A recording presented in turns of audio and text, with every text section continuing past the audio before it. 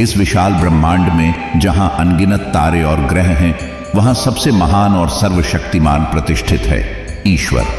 यह कहना नहीं गलत होगा कि हर एक पल, हर एक घड़ी ईश्वर की इच्छा के अनुसार चलती है। यही कारण है कि बिना उनकी इच्छा के एक छोटा सा पत्ता भी अपनी स्थान से नहीं हिलता। हमने कई बार सुना है कि ईश्वर हर जगह मौजूद है। भले ही हम उन्हें अपनी आंखों से ना देख सकें, परंतु वह हमारे चारों ओर, हर वस्तु में, हर प्राणी में मौजूद है। वह न केवल हमारे चारों ओर है, बल्कि वह हमारी अंतरात्मा में भी विराजमान है। कुछ व्यक्तियां विशेष रूप से भाग्यशाली होते हैं। कहते हैं कि उन पर ईश्वर की विशेष कृपा होती है। ऐसे लोगों के चारों ओर ऐसी अदृश्य शक्तियां होती हैं जो उन्हें सही मार्ग पर ले जाती हैं, और जब भी वे मुश्किल में होते हैं तो उन्हें साहस और साधना दोनों प्रदान करती हैं। इस विराट जगत में जहां प्रत्येक प्राणी अपने जीवन के उद्देश्य की खोज में है, वहां कुछ खास व्यक्ति हैं जिन पर ईश्वरीय शक्तियों का विशेष आशीर्वाद है। ये लोग न केवल अपने जीवन में सही मार्ग पर चलते हैं, बल्कि उनका उद्देश्य अन्य लोगों को भी सही दिशा में मार्गदर्शन करना है।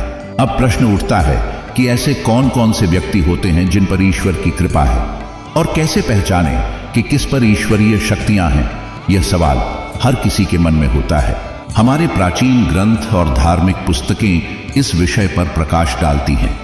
उनमें बताया गया है कि ऐसे व्यक्ति, उनकी आंखों में विशेष चमक होती है जिससे उनकी अंतर्यामी प्रकृति को पहचाना जा सकता है। वे हमेशा संतुष्ट रहते हैं और अपने आप में ही एक समाधान और आत्मसंतोष पाते हैं। जिन पर ईश्वरीय शक्तियां होती हैं, वे अधिकतर लोगों से भिन्न होते हैं। उनका दृष्टिकोण, उनकी सोच और उनके कार्य भी अन्य लोगों से भिन्न होते हैं। वे सदैव उच्चतम और उत्तम के प्रति प्रवृत्त होते हैं। पहला संकेत, वह व्यक्तियां जिनके अंदर नकारात्मक भावनाएं जैसे कामना, गुस्सा, जलन, मोह, लालच या अहंकार नहीं होती, वे विशेष रूप से भगवान की कृपा प्राप्त करते हैं। ऐसे व्यक्ति कभी भी गलती नहीं करते हैं। वे अपनी भावनाओं को समझते हैं और गुस्सा नहीं होने देते हैं। उनके मुंह से कभी भी अश्लील शब्द नहीं निकलते। वे जलन की जगह दूसरों से प्रेम और सहानुभूति से मिलते जुलते हैं। ऐसे व्यक्तियां सदैव संतुष्ट रहते हैं, चाहे उन्हें ज्यादा हो या कम। वे जो कुछ भी पाते हैं उसमें ही खुश रहते हैं।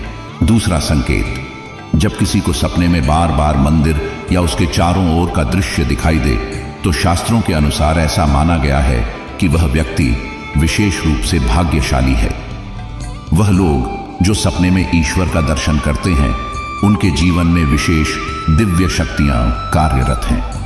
यह माना जाता है कि भगवान ऐसे खास व्यक्तियों को कुछ गहरे संदेश या संकेत प्रेषित कर सकते हैं, जिससे उन्हें यह आभास हो सकता है कि परमात्मा उनके प्रत्येक कदम में उनके साथ है और उन्हें सहारा दे रहा है। तीसरा संकेत, वह व्यक्ति जो अपने रोजाना के जीवन में बचे हुए समय को ईश्वर की पूजा, भक्ति और नाम की स्मृति में समर्पित करता है, वह अद्वितीय एक अनुभूति को एहसास करता है।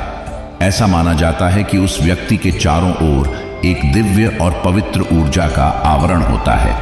यह उस ऊर्जा ही उस व्यक्ति को भगवान की उपस्थिति और उनके अस्तित्व की सतत एहसास दिलाती रहती है। यही ऊर्जा उसे संसार के विकारों से बचाती है और उसे सदैव सच्चाई और प्रेम की राह पर मार्गदर्शन करती है। चौथा संकेत, एक ऐसा व्यक्ति जो समाज में अपनी जिम्मेदारी समझता है, जो सद्भावना और अच्छे कामों में लगा रहता है, वह सचमुच अनुपम होता है। जब भी किसी की जरूरत होती है या कोई संकट का सामना कर रहा होता है, चाहे वह इंसान हो या कोई जानवर, ऐसा व्यक्ति सदैव उनकी सहायता के लिए तत्पर रहता है। उसकी नजरों में सभी की सहायता करना, खासकर उन लोगों की जो वृद्ध, असहाय या अपंग हैं, उसका मौलिक कर्तव्य है। लेकिन यह भी सत्य है कि हर किसी में ये गुण नहीं होते।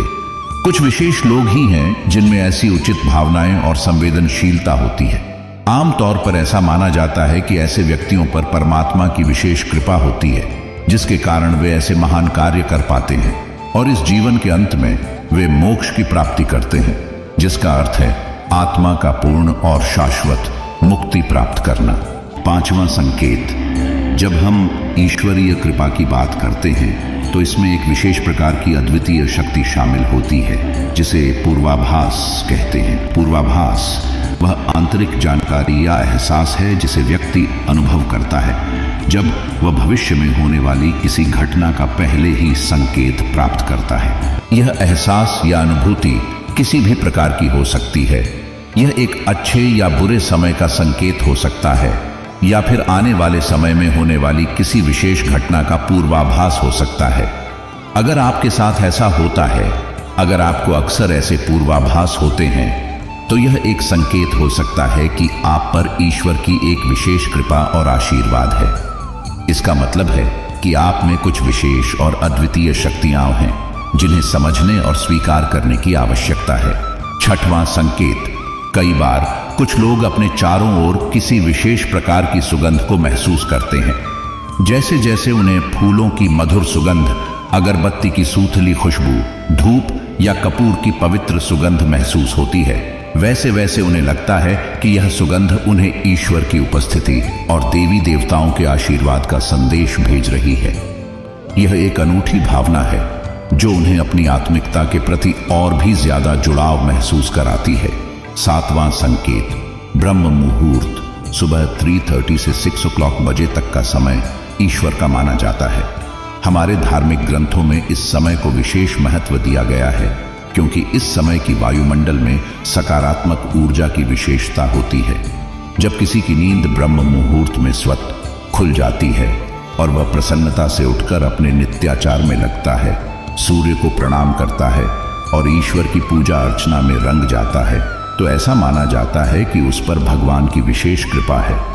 उस व्यक्ति के इस आचरण में दिव्य शक्तियों का हाथ माना जाता है जो उसे ईश्वर की ओर प्रवृत्त करती है। आठवां संकेत, जब हम किसी धार्मिक स्थल पर जाते हैं तो वहां की भजन कीर्तन या कथा की मधुरता हमें आकर्षित करती है। हालांकि कई बार होता यह है कि चाहे कितना ही सुंदर भजन हो या आकर्षक कथा हो, हमारा मन अधिक समय तक स्थिर नहीं रह पाता। हम अचानक अपने परिवार, दिनचर्या या फिर अपनी समस्याओं के विषय में सोचने लगते हैं, या अगर आसपास कुछ इंटरेस्टिंग होता है तो वहां भी हमारा ध्यान जाता है। लेकिन कुछ व्यक्तियां इतनी गहरी श्रद्धा और समर्पण में होती हैं कि उन्हें अन्य बातों का पता ही नहीं चलता।